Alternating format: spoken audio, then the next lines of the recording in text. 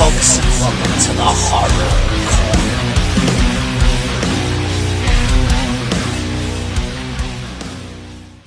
In space, no one can hear you scream. Good evening, folks, and welcome to the Horror Corner. I'm your host, Sean Patrick Gershon, and this week we are ranking the Alien franchise. Yes, very excited about this one, guys. I've been a fan of this series for so long now. It's going all the way back to 1979, and here we are in 2026, and this franchise is still going strong. Most recently, we had the Alien Earth series on Hulu, and that was very well received. But here we're just going to focus specifically on the films in the franchise.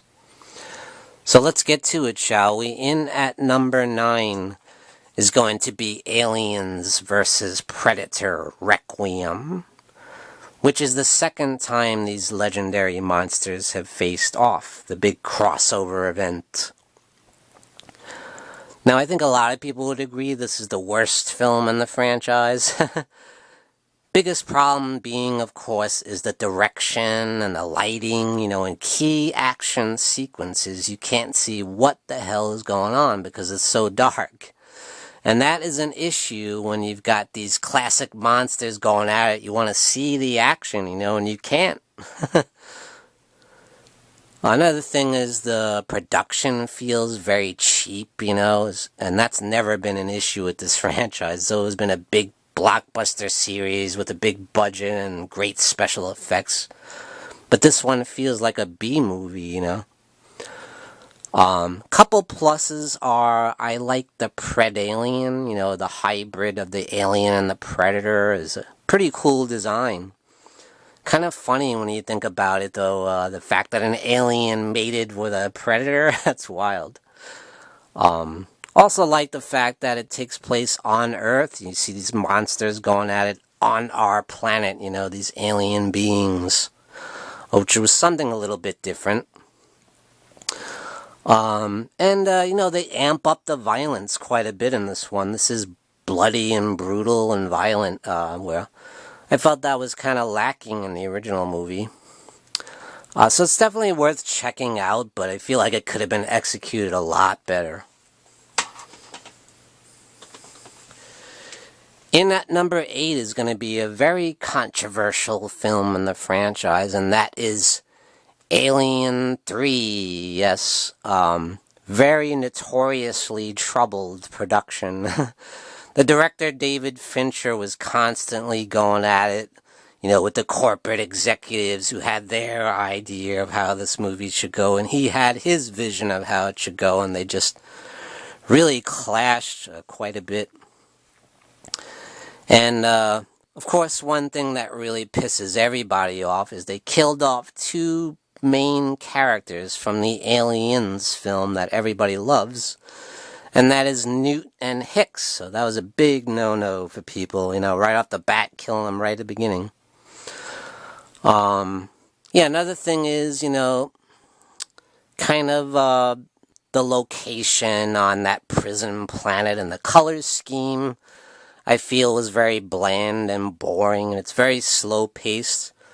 However, I do like the fact that they brought back the horror elements, that were prominent in the first film, On here, we just have the one alien being the threat, so it felt a lot like the original film in that sense, which I thought was cool, but it's just so slow-paced, it just becomes boring, and they're just stuck on that one planet. I do like the effects of the alien, too, and there's that classic scene of the alien getting right in Ripley's face, which is really cool. But sadly, the character of Ellen Ripley is killed off here. And that's kind of sad, too, because, such a beloved character, one of the great heroines of all time, But yeah, the film has a lot of problems, and there is an alternate cut. I think there's a director's cut version of it that people seem to enjoy a lot more. I haven't seen that one yet, though.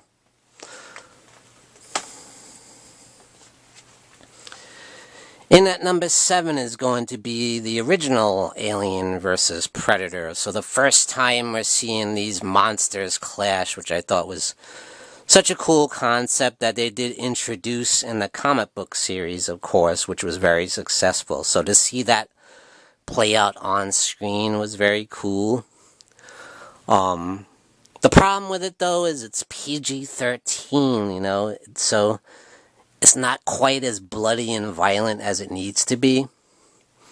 But the action is pretty damn good. I feel like if you could turn your brain off with this movie, because if you focus on the plot too much, you could really dissect it. But it does have some great special effects and some great action, and I feel like both monsters are very well represented. They look great, they're badass, and they're going at it, and it's just so much fun.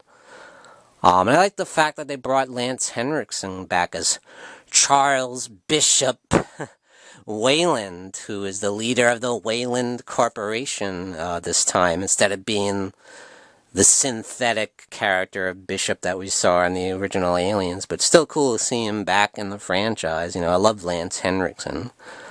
But overall, it's a very fun film, but, it's not gonna win any Oscars,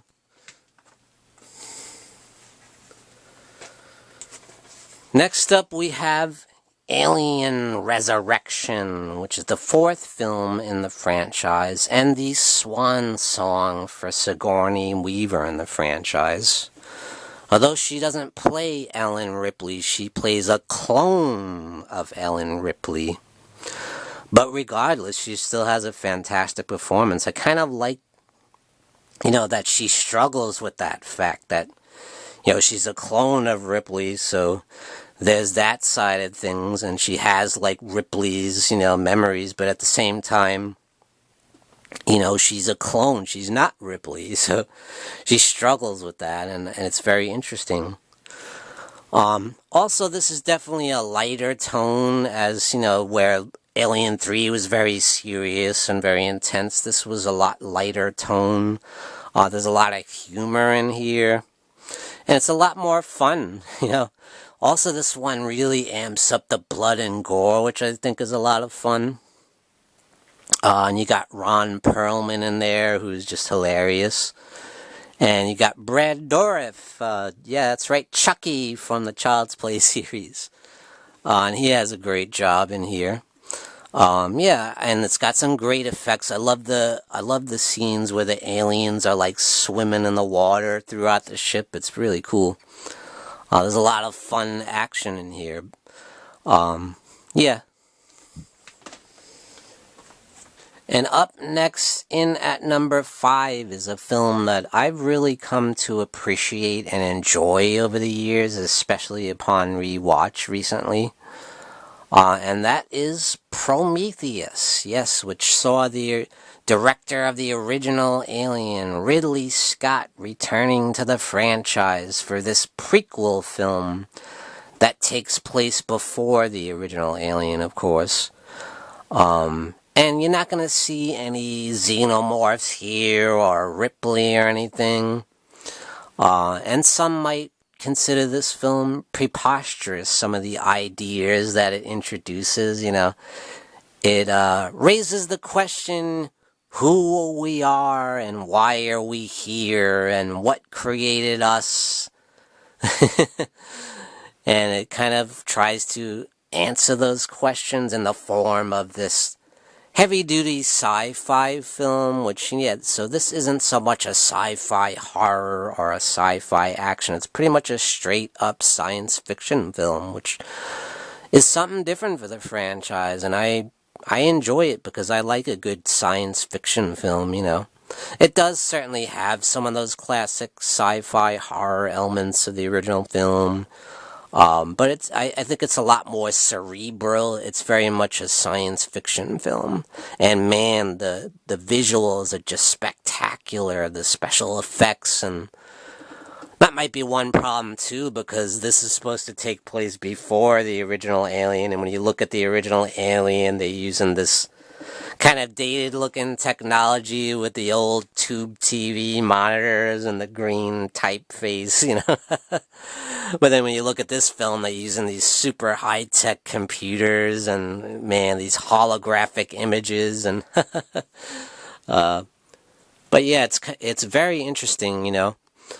And of course, you guys remember that space jockey in the original Alien when they go down to the planet and they go inside that U-shaped ship there, and you see the big giant space jockey guy in that gun or whatever the hell it is, computer thing. And that's what we learn about. We learn about who that being was or what it is, and, you know, apparently it's a whole race of beings, and guess what?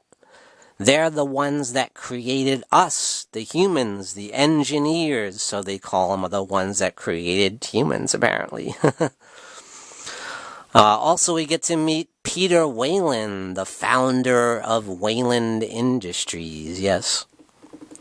And here he's kind of old and decrepit, but, you know, just before he supposedly died, he set up for this crew, this classic style alien crew of the ship, to go down and inspect the planet and find out who these engineers are and what they're all about. And, you know, along the way it introduces a lot of elements that, you know, lead up to the original Alien, of course. But again, we don't see, you're not going to see xenomorphs or anything like that, but you do get Michael Fassbender in the role of David, this synthetic organism. And he's great performance by Michael Fassbender. A little disappointing, though, is Charlize Theron, who feels very stiff and wooden here, and that's disappointing because Charlize Theron is such a fantastic actress, but she's just like phoning it in. She might as well be a synthetic organism, but overall, I really enjoy the film, and yeah, that's why it's so high here at number 5. Next up, we have the most recent film in the franchise, that is Alien Romulus, which is a really good return to form, to that classic sci-fi horror of the original film, you know. And this is a good blend because it takes place between the original Alien and the sequel Aliens. And yeah, it brings back a lot of those classic elements, bringing back the xenomorph full force and the face huggers, you know. And one thing that's really cool about it is they use a lot of practical effects. There's not as much CGI here as there was in, you know, the prequel films, Prometheus and Alien Covenant. This one, they used a lot more practical effects like the original film, especially with the face huggers. I think every scene with the face huggers is all practical, and it looks just fantastic. And this film's got spectacular visuals. When they do use CGI, however, it's not good, and that's the fact. All the space scenes are just beautiful and breathtaking to look at, but one point they try and introduce, you know, the original Ash series robot from the original film, and it just looks horrible when they try to do a CGI version of Ian Holm. And the problem is he's in it quite a bit, and his character is pretty important to the film, and that's a big problem because he looks horrible. I think the CGI is terrible. However, the CGI with the Alien, I think actually the Alien was a lot of practical effects too, but when you first see the Alien come out of that, when you see it come out of the cocoon and hatch, and it's really gross and slimy, and it's awesome. It looks great, you know. Everything with the Alien is just perfect and awesome, you know. I do feel like they overdid it a little bit with the face huggers. We see them too much, but it's definitely bringing back the sci-fi horror for sure, because there's a lot of scary scenes and really intense stuff, and I do enjoy the characters too. It's quite well done. Overall, just a great return to form for the franchise. Next up might be a controversial one, because you probably thought Romulus would be number 3, didn't you? No, actually for me it's going to be Alien Covenant. That might be a shocker to you guys, because this film kind of, when it came out, it kind of had, although it had good critical reviews, it seemed like the fans weren't as impressed with it, but I thought it was a really good balance of, the ideas that they introduced in Prometheus, the heavy-duty sci-fi elements. But at the same time here, we're introducing the xenomorphs and getting into the more horror of the sci-fi stuff from the original film, of course. And that's always been something that I love about the series, So I really enjoy those ideas that they pose, the ambition of the original Prometheus, and mixing it up, with the classic, the xenomorph, and some of the CGI I feel with the xenomorphs is a little bit rough, but man, all the other visuals, all the space scenes and all the scenes on the ship just look amazing, Anything with the technology and the computers and, man, just brilliant, just beautiful. Ridley Scott once again returns to direct the second prequel in the franchise, and there was supposed to be a third one, actually. But unfortunately, the studios only greenlit this one more film, and that might be why it has some problems. And some people might see it as a bit messy because there was supposed to be a third film, and they just kind of rushed it together and slapped it together maybe a little bit too quickly, and at times it shows, and at times it's a little bit messy, but I still feel overall it's a good balance of sci-fi and horror, and I do think it's a great follow-up to Prometheus, and it leads more into the original Alien, setting up everything for the original Alien. I think they did a great job with it. Now, I'm sure it's no secret as to what the top 2 are going to be. Now, what is debatable, of course, is the placement of these two. It's hotly debated amongst fans, which movie is better. So I'm going to go in at number 2 is Aliens, the sequel from 1986, directed by the great James Cameron. Absolutely one of the greatest sequels of all time, no question about it. James Cameron does such a brilliant job of following up the original classic. And this is much more of a sci-fi action film, I would say. There's certainly still some scary moments and some horror in there, but it's more sci-fi action based, I would say. Very much like what he did with Terminator 2, Whereas the first film was kind of like sci-fi horror, the second film was sci-fi action. Same thing here with Aliens. And of course you got the great Sigourney Weaver, an Oscar-nominated performance, returning as Ellen Ripley, and she's just so fantastic in this film.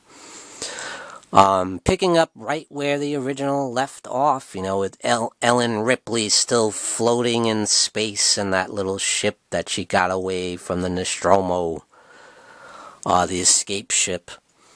And, she wakes up and it's like 80 years later or something. It's crazy.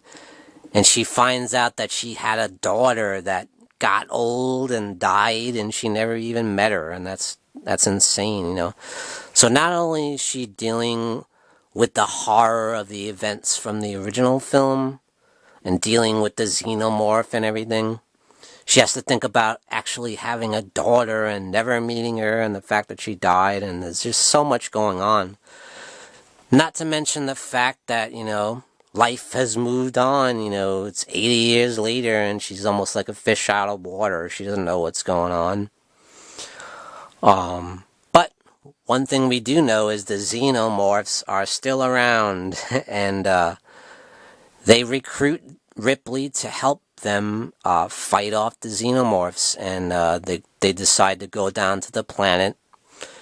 And Ripley's like, I'll do it on one condition, and that's the fact that we do not bring them back to study We just go there to wipe them out, to exterminate them, because they're so dangerous, they're killers, They're very, very dangerous. We don't want to study them. We don't want to see what makes them tick. We want to kill them. That's kind of the point in this movie. And once again, they assemble this crew and take them on the ship to go down to the planet and fight the aliens, But this crew is a little bit different, They're kind of like very military. They're like soldiers. They're like Marines in space, And I feel like these characters are very campy, and I guess that's one issue I have with Aliens is some of the characters I feel like kind of B-movie, kind of like campy, which nothing about the original film was campy. That whole crew was very serious, very intense, and beautifully acted, where here you got kind of these campy characters, which I didn't really like that. However, the special effects are fantastic. The xenomorphs look great, And you don't just have one xenomorph, you have like hundreds of them running around. And yeah, beautiful visuals, beautiful special effects, fantastic film. And a brilliant performance, of course, by the great Sigourney Weaver. I also like Lance Henriksen as the friendly synth, who's this time around, where the Ash in the original was, trying to kill everybody and just on the side of the alien, Where here he's very friendly and he just wants to help everybody. But yeah, of course you got the Queen alien, facing off against Ripley, and Ripley gets in the big, like, truck machine that's like almost like a forklift robot thing. And the alien gets a hold of Newt, who's like this little girl that Ripley is really bonded with, almost like her daughter in a way, She kind of adopted her and she cares for her, and once the Queen alien gets a hold of her, she's like, "Get away from her, you bitch." There's that classic line, and they really go at it, and it's so exciting, it's so intense. Just a fantastic film. And like I said, one of the greatest sequels of all time. And in at number 1 is one of my favorite movies of all time, and that is the original masterpiece from 1979, the classic, the original Alien. Directed by the great Ridley Scott, starring the great Sigourney Weaver and a wonderful cast of characters: Yaphet Kotto, Tom Skerritt, Veronica Cartwright, Ian Holm. Just a fantastic cast. You don't see any cheesy, campy B-movie characters here. Everyone is just deadly serious and just absolutely brilliant. And of course, you got one of the greatest heroines of all time in Ellen Ripley, of course. Just the greatest science fiction horror movie of all time. One of the scariest movies of all time, I might add. It just holds up so brilliantly. So essentially, you've got this group of space truckers, basically, on a routine mission in space. With this huge cargo ship, the Nostromo. But there is a clause in their contract that if there's any intelligent life, they have to investigate it. So, of course, what happens? They get this transmission, this SOS signal of unknown and possibly alien origin. So they have to investigate it. It's in their clause, it's in their contract. So if they don't, they won't get paid. So they end up going down to the planet to inspect and, answer the transmission, see if there's alien life, to see if they need help or what. And once they get down to the planet, they see that there's this huge ship that looks like it crash landed, and inside they see the big space jockey looking thing. They're like, what the hell is that? And along the line, they encounter a bunch of cocoons, alien-looking cocoons. And, of course, one of the crew members goes a little bit too close when they go to inspect the cocoon. And in doing so, this weird looking thing jumps out at him and latches to his face, what they call, of course, the face hugger. And it just attaches to his face and they can't get it off. So they go to bring him back to the ship to, see what they can do to help the man get this thing off him. And of course, Ellen Ripley is like, what are you doing? You're endangering the whole crew. We can't break quarantine. You're putting us all at risk. You've got this being of unknown origin. We don't know what this thing is about. It could be deadly. And, she makes perfect sense. So if everybody listened to Ellen Ripley, they would have never been in this situation. But of course, Ash opens the door, against her will, even though she's a higher-ranking officer. So they bring the man aboard, and they try and get the thing off his face, but it won't come off. Eventually, it comes off on its own, but then they find out that he's been impregnated with an alien xenomorph. And when they're having dinner, the man starts to convulse, and you have that absolutely classic scene of his chest bursting open and this alien coming through his chest. It's so classic and so brutal and violent. And then the alien just runs off, and then the next thing you see the alien, it's like 8 foot tall, terrifying, the xenomorph in full form with that nasty tongue with the teeth on it, and it's got acid for blood. I mean, the thing's just horrifying to look at. I mean, if I ever saw that thing, I would have a heart attack just looking at it. It's so scary, so freaky looking, and that brilliant design by the legendary artist H.R. Giger, who also designed a lot of the set for the film as well, which is one of the reasons why the film holds up so well. It's just so freaky and eerie, and the atmosphere in this film is just incredible. It's so suspenseful, and it's just a perfect blend of sci-fi and horror. You got these beautiful, breathtaking scenes of space and the Nostromo ship. You get that classic overhead shot, which of course, is a little bit of homage to Star Wars, of course, but great spectacular visuals, great effects, and of course that great creature design. And it's got such great suspense, once, the alien's on board and they take off, and, they're left to deal with this creature that's just so brutal, and it picks off the crew members one by one, almost like a slasher movie. But yeah, so scary, so beautifully directed by Ridley Scott with just fantastic performances. I mean, it just never gets old, It just holds up so well, and it's, like I said, it's the greatest sci-fi horror movie of all time. Just so intense, and it's just brilliant. It's just an absolute 5-star masterpiece, and I just never get tired of it. Alright guys, that's it for ranking the Alien franchise, and thank you for joining me, Sean Patrick Urshan, in the Horror Corner. Tune in and stay scared.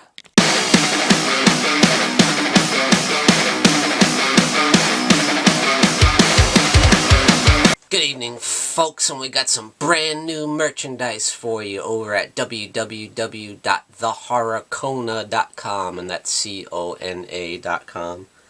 Representing the Horror Corner.